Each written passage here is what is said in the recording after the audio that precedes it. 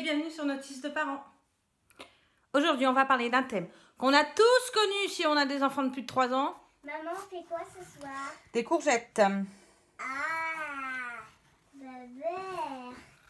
Voilà, tous connu cette scène où tout d'un coup, il faut leur faire manger des légumes et eux, c'est niet. Ouais, des fois, si j'écoutais ma fille, on mangerait soit du riz, soit des pâtes, soit des frites. Le problème, c'est que si on les écoute, on a un transit version jour de grève du 3 avril 2018. En même temps, les gens, je vous demande de faire un choix. Courgette ou lapin de Pâques? Ouais, à part les 3 du premier rang là qui nous racontent n'importe quoi et qui nous jouent parents parfaits, on est bien d'accord, on est plutôt lapin de Pâques que courgette. D'ailleurs, pourquoi on en mange des légumes? Bah parce que ça ne fait pas grossir. Bah parce que c'est bon pour la santé. Bon, en même temps, le concept bon pour la santé pour un enfant de 7 ans, c'est un petit peu comme si on vous parlait du concept de Modigliani Miller à 6h du mat, alors que la veille, vous avez un peu fait la fête.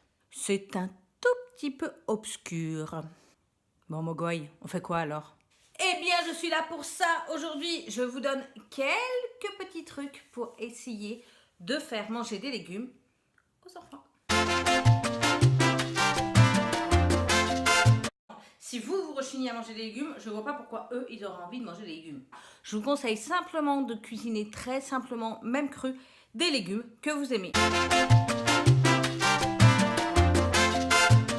Alors oui, je sais, si vous habitez en HLM au fin fond de Tréfouilly-les-Oies et que vous n'avez pas vu un espace vert depuis à peu près 2 ans et demi, le fait de cultiver son jardin, ça va vous faire rire. Si vous avez un jardin et que vous arrivez à faire pousser 3 carottes et 2 tomates, c'est toujours ça de prix. Et lui, il sera ravi de manger les carottes qu'il a cultivées. Et puis l'alternative, c'est que si vous habitez en effet au 4e étage du HLM, à fin fond de Tréfouilly-les-Oies, et que vous n'avez pas vu d'espace vert depuis plus de 2 ans, il est toujours possible de cuisiner. Avec le petit loulou. Et oui, Mogoy Renard est de retour. Oui, il suffit de ruser. Les pâtes, le riz, ça se mange avec de la sauce. Au départ, on va tout mixer de façon à ce qu'ils ne voient pas que ça donne une couleur un petit peu rigolote et qu'ils aient envie de manger.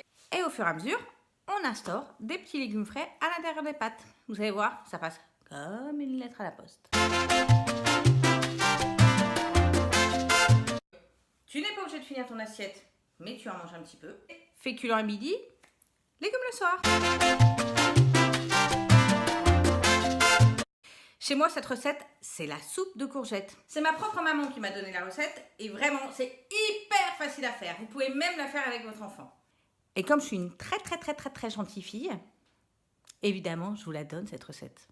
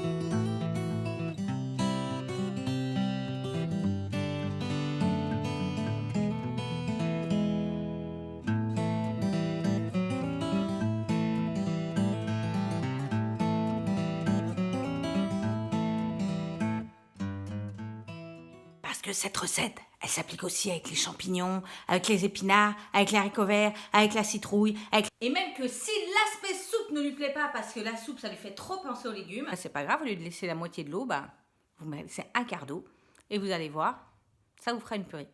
Allez, pour finir, je vous propose une petite sélection de livres pour les tout petits, mais ce sont des recettes qui s'adaptent aux plus grands, et vous pourrez les retrouver et inventer vos propres recettes.